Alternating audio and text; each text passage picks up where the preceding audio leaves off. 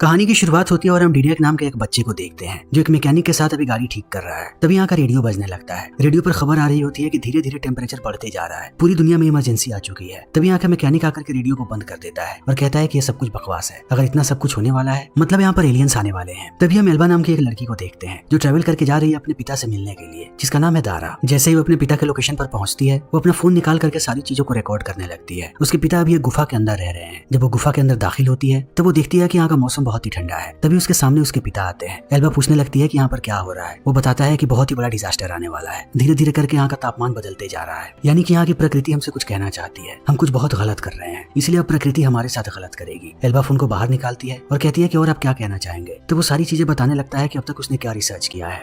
बात करने के बाद एल्बा आती है शहर में। तब उसकी मुलाकात होती है डीडेक से। एल्बा डीडेक की इंग्लिश टीचर है। यहीं पर डीडेक की माँ है जिसका नाम है ट्रेनी। एल्बा बहुत तारीफ करती है डीडेक की और बताती है कि एक बहुत ही बढ़िया लिसनर है, जल्दी वो अंग्रेजी सीख जाएगा। तभी यहाँ पर कुछ बच्चे आकर के बुली करने लगते हैं डीडेक को। ट्रेनी को ये बात बिल्कुल भी अच्छी नहीं लगती। वो उन्हें भगाने लगती है, मगर भागते समय वो लड़के कह करके जाते हैं कि हम दोबारा वापस आएंगे डीडेक से बदला लेने के लिए। तब एल्बा आ जाती है अपने घर वापस आते ही वो देखती है कि दारा यहाँ से जाने की तैयारी कर रहा है। उसने अपने सारे रिसर्च पेपर्स को बैग में रख लिया है। तब दारा कहता है कि मैं जा रहा हूँ बार्सिलोना। एल्बा उसे रोकने की कोशिश करती है लेकिन दारा नहीं मानता और निकल जाता है यहाँ से। तब एल्बा भी आने लगती है शहर की तरफ। तभी हम डीडेक को देखते हैं जिन्हें उन बच्चों ने पकड़ लिया है। वो उसे उठाते हैं और लेक में फेंकने लगते हैं। एल्बा इस चीज को देख लेती है। वो अपनी गाड़ी रोकती है और दौड़ करके जाने लगती है उन्हें रोकने के लिए, मगर वो शैतान बच्चे डीडेक को पानी में फेंक देते हैं और भाग जाते हैं यहाँ से। तब एल्बा भी पानी में कूद जाती है ताकि वो डीडेक को बचा सके। धीरे धीरे डीडेक डूबते जा रहा है। एल्बा भी नीचे जाने लगती है। तभी एक बहुत ही तेज बिजली कड़कती है जिसे लोग रेड स्टॉर्म कहते हैं। इस बिजली के झटके पानी में भी महसूस होते हैं, मगर एल्बा और डीडेक पानी में बहुत नीचे हैं, इसीलिए इन पर कोई भी असर नहीं होता। थोड़ी देर के बाद एल्बा डीडेक को लेकर के आती है ऊपर। तब वो देखती है कि यहाँ का पूरा माहौल बदल चुका है। इस तूफान ने लगभग सारी चीजों को समाप्त कर दिया है। एल्बा होश में लाती है डीडेक को। ये लोग देखते हैं कि अभी भी बिजलियां कड़क रही हैं। आगे बढ़ने लगते हैं लोग शहर की तरफ। अंदर आने के बाद इन्हें एहसास होता है कि पूरा का पूरा शहर तबाह हो चुका है। सारे के सारे इंसान मर चुके हैं, सारे के सारे घर भी नष्ट हो गए हैं। डीडेक अपनी माँ को ढूंढना चाहता है। वो भागते हुए जाता है अपने घर के पास। तब वो देखता है कि उसकी माँ की लाश पड़ी है। वो लाश की तरफ भागता है। तब एल्बा उसे रोक लेती है क्योंकि ये घर ब्लास्ट होने वाला है। जैसे ही वो डीडेक को पीछे खींचती है पूरा का पूरा घर ब्लास्ट हो जाता है। एल्बा जानती है कि अब यहाँ पर कुछ भी नहीं बचा। वो डीडेक को लेकर के वापस आने लगती है गुफा में जहाँ पर उसके पिता रिसर्च किया करते थे। बहुत देर के बाद वो लोग चले आते हैं गुफा के अंदर। तब एल्बा सारी चीजों को बाहर निकालती है और कुछ कपड़े और कंबल दे देती है डीडेक को ताकि वो आराम कर सके। सुबह होते ही ये दोनों फिर से चलना शुरू कर देते हैं। अब एल्बा आती है अपने घर पर। यहाँ आते ही देखती है कि उसका भी घर तबाह हो चुका है। वो चली आती है फार्म हाउस में और अपना फोन निकाल करके अपने पिता से कांटेक्ट करने की कोशिश करती है, मगर उसका फोन काम नहीं कर रहा। तब वो डीडेक को कहती है कि वो रेडियो चेक करे। खुद लैपटॉप चेक करती है तो लैपटॉप भी चार्ज नहीं है। वो सोलर चार्जर से अपने फोन को चार्ज करती है और कॉल करना शुरू कर देती है अपने पिता को, लेकिन दारा फोन नहीं उठा रहा। तब एल्बा को समझ में नहीं आता कि वो क्या करे। वो अब कैसे भी लोगों को ढूंढना चाहती है और पता लगाना चाहती है कि यहाँ पर और भी कोई जिंदा बचा है या नहीं। वो पूरे शहर में घूमने लगते हैं, उन्हें कहीं कोई भी नजर नहीं आता। तभी डीडेक जाता है एक पुलिस वाले की गाड़ी के पास और डिक्की में से एक बंदूक को बाहर निकालता है। जैसे ही एल्बा इस चीज को देखती है वो उसे रोक देती है और बताती है कि अब हम बार्सिलोना जा रहे हैं, हमें कैसे भी यहाँ से निकलना पड़ेगा। एल्बा की नजर पड़ती है एक स्कूटर पर। वो बैठ जाती है और स्टार्ट करने की कोशिश करती है। जब स्कूटर स्टार्ट नहीं होता तब डीडेक पीछे से धक्का देने लगता है। तब स्कूटर जाकर के टकरा जाता है एक पत्थर से और एल्बा नीचे गिर जाती है। नीचे गिरते समय एक मेटल से जख्म हो जाता है उसके पेट पर। तब इन्हें ना चाहते हुए भी घर वापस आना पड़ता है। एल्बा अपने जख्मों को साफ करती है और फोन में रिकॉर्ड करने लगती है कि उसके साथ क्या हुआ है। वो अपने पिता की पूरी डायरी को देखती है और डायरी पढ़ने के बाद उसे एहसास होता है कि उसके पिता बिल्कुल सच बोल रहे थे कि प्रकृति हमें कोई संदेश देना चाहती है। वो फोन में इन सारी बातों को रिकॉर्ड करती है और कहती है कि वो बहुत ही हेल्पलेस है। पहले अगर कुछ भी होता था तो लोग मदद के लिए आते थे, अब कोई भी उसकी मदद के लिए नहीं आने वाला। इतना कहने के बाद वो सो जाती है। रात में डीडेक आता है उसको देखने के लिए। वो देखता है कि धीरे धीरे हालत खराब हो रही है एल्बा की। वो उससे बात करने की कोशिश करता है लेकिन एल्बा जवाब भी नहीं देती। तब वो उसके जख्मों को देखता है। देखते ही उसे पता लग जाता है कि एल्बा को इन्फेक्शन हो गया है। तब एल्बा कहती है कि मुझे एंटीबायोटिक्स की जरूरत है। डीडेक कहता है कि मैं लाने जा रहा हूँ, मगर एल्बा उसे रोक देती है। कहती है कि बाहर बहुत ही खतरा है, तुम्हें नहीं जाना चाहिए, मैं सुबह सुबह चली जाऊंगी। इतना कहने के बाद वो सो जाती है। तब डीडेक अकेले ही निकल जाता है। बाहर आने के बाद उसे भी डर लगता है। वो कभी भी अकेले रात में बाहर नहीं निकला, लेकिन एल्बा की जान बचाने के लिए उसे बाहर जाना पड़ेगा। वो हिम्मत जुटाता है और चला जाता है। सुबह सुबह वो दवाई भी लेकर के आ जाता है और एल्बा को सुबह होते ही दवाई भी दे देता है। उसके जख्मों पर मरहम लगाता है और बाहर आकर के अपने पुराने घर को देखता है जहाँ पर वो अपनी माँ के साथ रहता था। फिर चला जाता है गैराज में उस ट्रैक्टर को देखने के लिए जिसे लोग ठीक करने की कोशिश कर रहे थे। तभी एल्बा की आंख खुलती है। वो देखती है कि उसका जख्म ठीक हो गया है। जैसे ही डीडेक इस चीज को देखता है वो एल्बा को गले लगा लेता है। वो बहुत खुश है कि एल्बा ठीक हो गई। तब एल्बा उसे कहती है कि क्या मेरा जख्म पूरे तरीके से ठीक हो गया है। डीडेक देख करके कहता है कि हाँ, लेकिन अब वहाँ पर एक स्कार है। एल्बा कहती है मुझे स्कार अच्छे लगते हैं और टैटू भी, क्योंकि वो आपके बारे में कहानी बताते हैं। रात होते ही एल्बा फिर से रिकॉर्डिंग स्टार्ट कर देती है और बताती है कि उसके साथ क्या हो रहा है, उसे कैसे भी बार्सिलोना जाना है। तभी सुबह हो जाती है। सुबह सुबह जब डीडेक उठता है तब वो देखता है कि एल्बा गायब है। तभी उसकी नजर पड़ती है बेडशीट पर। वो देखता है कि बेडशीट पर खून लगा हुआ है।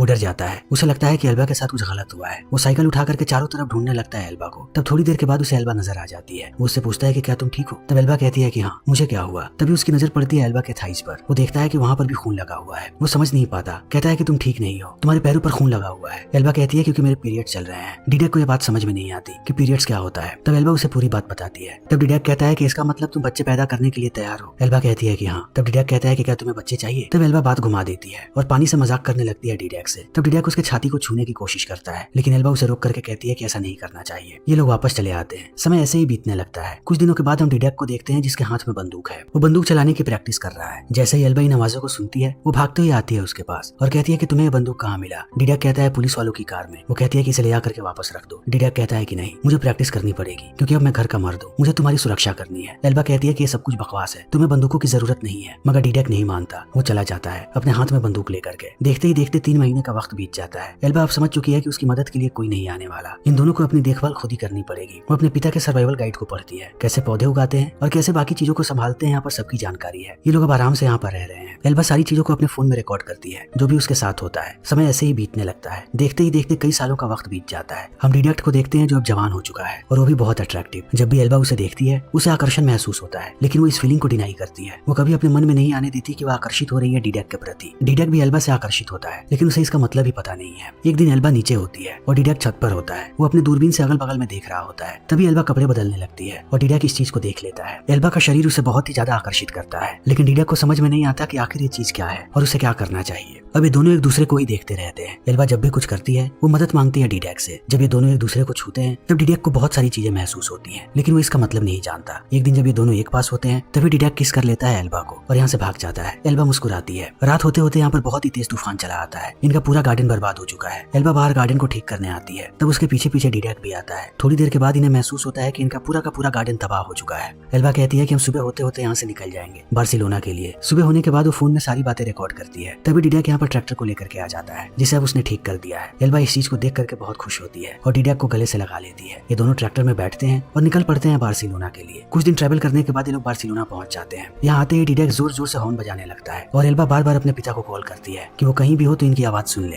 लेकिन दारा अपना फोन नहीं उठाता। तब निराश हो जाती है एल्बा और इस बात को एक्सेप्ट कर लेती है कि अब उसके पिता जिंदा नहीं है, उसे और उन्हें नहीं ढूंढना चाहिए। डिडेक उसे समझाता है और कहता है कि इतनी जल्दी हमें हार नहीं माननी है, हम उन्हें ढूंढते रहेंगे। फिर ऐसे ये लोग पूरे शहर में घूमते रहते हैं। थोड़ी देर के बाद ये लोग आते हैं बार्सिलोना के स्टेडियम में और अंदर दाखिल हो जाते हैं। डिडेक पूरे स्टेडियम को देखता है जो अब पूरे तरीके से तबाह हो चुका है। वो फुटबॉल निकाल करके खेलने लगता है। तब एल्बा ऑडियंस में बैठ करके उसके लिए चीयर करती है। डिडेक अपने पहले गोल को मारने जाता है। तब एल्बा कहती है कि मैं इस चीज को रिकॉर्ड करूंगी। वो जैसे एक गोल मारता है एल्बा रिकॉर्ड कर लेती है और डिडेक सेलिब्रेट करने लगता है अपने टी शर्ट को ऊपर करके। तब एल्बा बड़े ही ध्यान से उसके बॉडी को देखती है और आकर्षित होने लगती है। एक वक्त के बाद उसका फोन नीचे गिर जाता है। ये दोनों करीब आने लगते हैं, लेकिन इनके बीच कुछ हो पाता उससे पहले एल्बा दोबारा डिस्ट्रैक्ट हो जाती है और फोन उठा करके ये लोग वापस आ जाते हैं। रात होने के बाद ये दोनों बहुत ही ज्यादा ऑकवर्ड हो रहे होते हैं। तब एल्बा बात करने की कोशिश करती है डिडेक से। वो डिडेक को कहती है कि मुझे पता है ये आकर्षण क्या है, हम दोनों इससे नहीं भाग सकते, हम जितनी जल्दी इस चीज को एक्सेप्ट कर लें उतना अच्छा है हमारे लिए। इतना कहने के बाद वो डिडेक को किस करती है। तब ये दोनों इंटीमेट होने लगते हैं। इंटीमेट होने के बाद इनकी जिंदगी बदल जाती है। अब ये हमेशा ही खुश रहते हैं और एक साथ रहते हैं। जैसे जैसे समय बीतने लगता है ये लोग समंदर के किनारे एक घर बनाते हैं और जरूरत की सारी चीजों को इकट्ठा करने लगते हैं। तब एल्बा एक दिन डिडेक को बताती है कि वो माँ बनने वाली है। डिडेक बहुत ही ज्यादा खुश हो जाता है। एल्बा लाइब्रेरी से सारी किताबें लाती है ताकि उसे पता लग सके कि डिलीवरी कैसे करना है और बच्चे का ध्यान कैसे रखना है। डिडेक एक एक करके खिलौने लाता है अपने होने वाले बच्चे के लिए। एक रात जब एल्बा अपने पिता के नोट्स को देख रही होती है तभी उसके पेट में दर्द महसूस होता है। एल्बा यहाँ से निकल करके जाती है डिडेक के पास और बताती है कि मेरा लेबर पेन शुरू हो गया है। तब डिडेक भी तैयार हो जाता है, वो उसे आराम से लिटाता है और ये दोनों मिल करके डिलीवरी करते हैं। एल्बा को एक बेटा पैदा हुआ है जिसका नाम ये लोग काई रखते हैं। इसके पैदा होने के बाद ये लोग बहुत खुश हैं। दिन रात ये लोग उसके साथ ही रहते हैं और ध्यान रखते हैं। तभी एक दिन एल्बा समंदर में एक बोट को देखती है। बोट देख करके वो चिल्लाने लगती है। उसे लगता है शायद समंदर में कोई है। वो डिडेक को भी बुलाती है, लेकिन समंदर की तरफ देखने के बाद डिडेक कहता है कि हमें किसी की जरूरत नहीं है, हम कंप्लीट है दोनों एक साथ। मगर एल्बा नहीं मानती। उसे लगता है कि शायद बोट में उसके पिता है। तभी उसकी नजर पड़ती है समंदर के किनारे। वो एक आदमी को देखती है। उसे लगता है कि ये दारा है। भागती हुई जाती है उस आदमी के पास, मगर ये दारा नहीं होता। फिर भी ये लोग उसे उठा करके लाते हैं घर पर। थोड़े समय के बाद इस आदमी को होश आ जाता है। इसका नाम है सर्गी। सर्गी बात करता है इन दोनों से, कहता है कि मैं तुम लोगों को देखने के बाद बहुत खुश हूँ। मुझे लग रहा था कि सिर्फ मैं अकेला ही इंसान जिंदा बचा हूँ। मैं एक आइलैंड पर रहता था। जब भी मौका मिलता था मैं बोट को लेकर के लोगों को ढूंढने निकल जाता था। आज मेरा ढूंढना सफल हो गया। मैं अब अपने बोट पर वापस जा सकता हूँ। इन बातों को सुनकर के एल्बा कहती है कि तुम हमारे साथ रह सकते हो, लेकिन डिडेक को यह बात अच्छी नहीं लगती। वो कुछ भी नहीं बोलता। सर्गी भी ये बात समझ जाता है। वो कहता है कि मैं बोट पर ठीक हूँ, मैं यहाँ से जा रहा हूँ। लेकिन जाते समय वो इन दोनों से कहता है कि मैं कितने समय से किसी इंसान से गले नहीं मिला, क्या मैं तुम दोनों से गले मिल सकता हूँ? तब ये लोग उससे गले मिलते हैं। गले मिलते समय वो फूट फूट के रोने लगता है। तब ये लोग उसे यहीं पर रख लेते हैं। वो इन्हें तरह तरह की चीजें सिखाता है, क्योंकि सर्गी की सर्वाइविंग स्किल बहुत ही अच्छी है। डिडेक उससे बहुत सारी चीजें सीखता है। लेकिन जब भी सर्गी एल्बा के करीब जाता है, ये बात डिडेक को बिल्कुल भी अच्छी नहीं लगती। एक दिन जब एल्बा अपने बच्चे को दूध पिला रही होती है, तब सर्गी उसे छुप करके देख रहा होता है। डिडेक उसे जाकर के पूछता है कि तुम ये क्या कर रहे हो? सर्गी कहता है कि बस मैं एल्बा को ऑब्जर्व कर रहा था, मैं उसके लिए हनी लेकर के आया हूँ। वो बच्चे को दिन भर दूध पिलाती है, इससे उसे बहुत दर्द होता होगा। हनी उसके लिए अच्छा है। वो एल्बा को हनी देता है। तब एल्बा उसका शुक्रिया अदा करती है। लेकिन अब डिडेक बहुत ही ज्यादा गुस्से में है। वो कहता है कि तुम्हारा बोट अब तैयार हो चुका है, तुम चाहो तो यहाँ से जा सकते हो। ये बात सर्गी को अच्छी नहीं लगती। फिर भी वो कहता है कि मैं जा रहा हूँ। तब एल्बा उसे रोकने की कोशिश करती है। सर्गी कहता है कि मैं चाहता हूँ तुम लोग मेरे बोट पर चलो, ये मेरी तरफ से शुक्रिया अदा होगा तुम लोगों के लिए। तुम लोगों ने अपने घर पर मुझे इतने दिन रखा, मैं तुम्हें बोट पर रखना चाहता हूँ, तुम्हें बहुत मजा आएगा। तब एल्बा मान जाती है। ये दोनों बोट पर चले जाते हैं पार्टी करने के लिए। सर्गी कहता है कि रात में यहीं पर रुक जाओ, मेरे पास तुम लोगों के लिए एक सरप्राइज है। डिडेक को यह बात अच्छी नहीं लगती। फिर भी वो एल्बा के लिए रुक जाता है। रात होते ही सर्गी प्रोजेक्टर पर एक फिल्म चलाता है। फिल्म को देखने के बाद एल्बा चकाचौंध हो जाती है। बहुत सालों के बाद उसने फिल्म देखी है। फिल्म देखते देखते ये लोग सो जाते हैं। सुबह सुबह सबसे पहले डिडेक की आंख खुलती है। वो देखता है कि घर से वो लोग बहुत दूर आ गए हैं। वो समझ जाता है कि सर्गी उनके साथ घपला करने की कोशिश कर रहा है। वो एल्बा को उठाने जाता है। तभी सर्गी हमला करता है उसके सर पर और डिडेक गिर जाता है समंदर में। यह आवाज सुनने के बाद एल्बा भी जग जाती है। वो देखती है कि डिडेक पानी में गिर गया है, तो वो भी उसके पीछे कूद जाती है उसे बचाने के लिए।